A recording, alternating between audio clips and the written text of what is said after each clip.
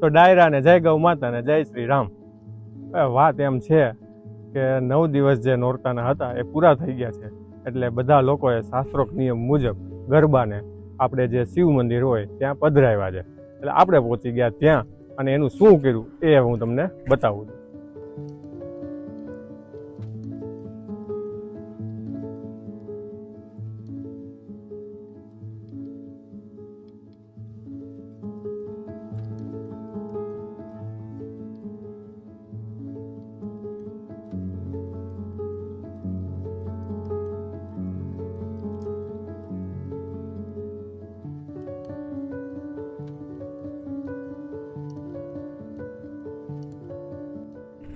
આજે બસ એટલું, મળીએ નેક્સ્ટ વિડીયોમાં. ત્યાં સુધી તમારે શું કરવાનું છે?